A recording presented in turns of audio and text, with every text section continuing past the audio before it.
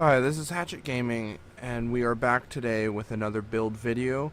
And to all of my subscribers, I'd like to apologize. I was gone kind of for a week without any type of video upload. I haven't streamed really in a week, and I want to quickly kind of touch on that. I tried to upgrade my laptop, and it's upgradable, but since I bought it through a retail store, they soldered the CPU to the motherboard, so I cannot at this time upgrade it.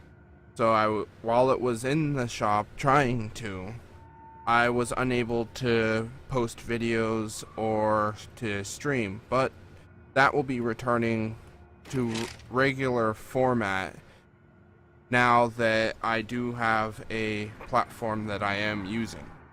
So I wanted to start things back off into regular session by doing a build video and just getting right back into the swing that I was making content and giving some type of templates for people that wanted to do their own builds. So now that that's out of the way, let's get into it. This is kind of mostly my survivable solo build, PvE, PvP. It works very well in PvP. I just wish I had some recorded gameplay, but I will be getting that here probably tonight and uploading it tomorrow. So let's get down to it. This is my Predator's Mark build that I am currently running, and I run this more often than not now. And let's start with my high-end pieces. We'll start with the backpack because it's in the right corner. And I am running a specialized backpack that's rolled stamina with ammo capacity, armor's in the slot. It was actually a really high base roll, so it gives me a little bit higher roll otherwise, which is nice, but it's not as high as it could be. And it has a stamina mod with armor in it. This mod actually is on sale now in East 42nd Street vendor for the Dark Zone checkpoint. So if you don't have any, they're only like, I think it was 21,000, almost 22,000 DZ funds. So it might be worth checking out. I also, since I run Pulse with this build, I have 2 crit chance mods in there for the Pulse. Since a lot of times I'm solo in the Dark Zone with this build, I run, we'll cover that later, but it is quite helpful having that extra crit chance. Then I am also running a vigorous chest piece with protection from elites. So if I do go rogue and have to run it off, that protection helps. It also has armor and ammo capacity. Having that extra ammo capacity is just overall helpful without having to run the 2-piece Lone Star. So now, Predator's Mark pieces. Start with my gloves. They are rolled firearms with assault rifle damage, 5% crit chance, and 4% health on kill. It may seem like it's not a lot, but the 4% health on kill actually helps. My mask. Stamina mask, high armor roll with damage to elites, and I rolled enemy armor damage just to have that extra little kick of armor damage within the build. And for those that aren't aware exactly what the Predator's Mark build or gear set does, its 2-piece is 10% reload speed. Its 3-piece, which kind of, in my opinion, is pretty well the shining factor of this particular set, is a flat increase up by 8% to SMG and assault rifle damage. Then there's the Predator's Mark talent, that if you hit 10 consecutive shots without switching a target, it bleeds that target for 50% of the damage done by the bullets that you already hit them with. And by the fact that it even bleeds, if you're chasing somebody, it slows them down so you can catch up to them quicker. And I am running a stamina mod with armor on this piece. My knee pads are rolled firearms. I apparently haven't rolled these yet. So, but I am going to roll that health away for armor. And the minor is blind death resist, shock resist, and increased kill XP. Which I will be replacing these with a pair that gets enemy armor damage on it, or armor so I don't have to roll anything and then get enemy armor damage, which will help this build significantly. Holster, kind of not as great rolls in firearms and stamina, but still helpful until that gets replaced, but it's still going to be replaced with a Predator's Mark holster. And it has a pulse duration mod. I'm sorry, I didn't go over the mods on the knee pads. Knee pads also have the stamina mod and pulse crit hit chance. And that's how I have my Predator's Mark build set up. The specialized backpack could be replaced out, or even the vigorous chest, and switched for savage gloves. I just don't have the pieces to switch them out. These are the pieces that are my best, so this is where I am sticking. So once these are actually rolled to armor, my toughness is going to be closer to 400k than the 350 it is now. And going over my survivability, right now my max health is 177,000, which this is the number that's going to significantly go up once I put in the proper roll. That's going to go up to closer to 54%. So I do have quite a bit of survivability, and I do have that protection from elite. And then the other resistances, and that's where this build pretty well stands. So we shall go and look at my weapons. I am using a converted SMG9 that has destructive, responsive, and brutal.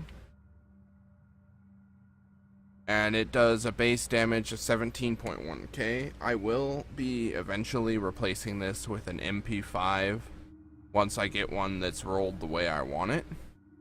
But this is kind of my gap piece at the moment. And how I have it modded is it has an extended mag with crit chance and reload speed, headshot damage, crit chance, and accuracy. The accuracy actually does help its reticle a lot. It keeps it more stable than actually modding this thing with stability. At least that's how it feels to me, but I do have a muzzle stability mod with crit damage and crit chance. But having that, just that little bit of accuracy, feels like it helps a lot more than putting a scope on it with stability. I'm also running an enhanced ACR that has 21% enemy armor damage and 21.1k base damage, with responsive, brutal, deadly. I am running a 112% extended mag with crit chance and rate of fire. I have a crit chance with headshot damage and stability for my scope. Muzzle is an Omega rifle suppressor. They're really nice to have, which gives me headshot damage, crit chance, optimal range, and reduced threat. not sure how the threat mechanic really, if it really works or not. That's just what they come with. Then it's modded with a stability, with optimal range and reload speed. Reload speed's not so important, but having that little bit of optimal range to increase, just get a little bit more range out of this gun, helps so much, particularly if you're trying to chase somebody that's rogue. And that's how I have my guns modded. I'm just using a standard 93R for my sidearm. Not much really to say here. There's nothing really special to it, but I do enjoy it as a pistol. To some degree, I still wish that it had the pistol damage instead of that G damage, but that's a topic for another day. What I am using for my abilities, since I am running the Vigorous Chest, I am running Booster Shot. It doesn't heal me for a whole heck of a lot, but it does do quite a bit of help. When I'm in the Dark Zone, I switch between, or in the Dark Zone, I'll run the Scrambler. But I switch between the Scrambler and then I'll use the Tactical Scanner for PvE. But for the most part, I use the Scrambler in the Dark Zone. It helps, especially if you're solo. And the reason I have Recovery Link is I am mostly solo in this build, and this helps significantly. If I'm running in a group, I'd either have Tactical Link or a Survivor Link, just because of the nature of the two, and it's more beneficial to running in the group. And I am using them. Okay, so this is what I'm talking about with the SMG9. It just stays right where I want it, partly because of the stability and partly because I have modded it with accuracy. And since it shoots very quickly in those up-close engagements, it works exceptionally well. And it's the same thing with the ACR. It is a very stable weapon, and it's kind of the mid-tier between the super fast firing like the LVOAC or the M4 variant. It feels like it's kind of got that nice balance between rate of fire and punch, which is what I look for in an assault rifle. Talents. I don't remember. Okay, I have not. Okay, for my talents, on the move is incredibly crucial, particularly if you're running solo. That 30% increase to tankiness really helps, especially if you can proc it and mix it with Booster Shot for that damage resistance. You can take out a lot of people very easily with that. Precision. When your pulse is down, at least you can still have that chance to pulse enemies, which is incredibly helpful. Critical save is very helpful in this build. When you reach medkit, or when you pop your medkit, once you reach low health, you increase your damage resilience for 10 seconds. And that has saved my life more times than I care to ever admit. Strike Back also comes in handy since I am running Booster Shot and it doesn't necessarily heal me for a whole lot. So it does help having that extra bit of oomph to get your heal back just that quickly. The other option you could run in this build, if you weren't going to run the Vigorous, would be a Rapid and switch to something like, say, Overdose. But this is my build for Predator's Mark. This is primarily what I am maining at this particular point in time, and I will be putting out other build videos as quick as I can put them together and record to get them out. This has been Hatchet Gaming. thank everybody for coming and supporting me even through the drought that we just experienced over the last week. And I am back. I will be putting out content on a regular basis and getting there as quick as possible. And I thank everybody for taking the time to watch my video. And since a lot of the policies on YouTube have changed, as per what other YouTubers have said, I'm not really going to touch on it since I am a small channel, but hopefully I grow, and then once I do that, I will touch on if they don't change it before that event happens. But I hope everyone has a great day. And this is Hatchet Gaming signing off.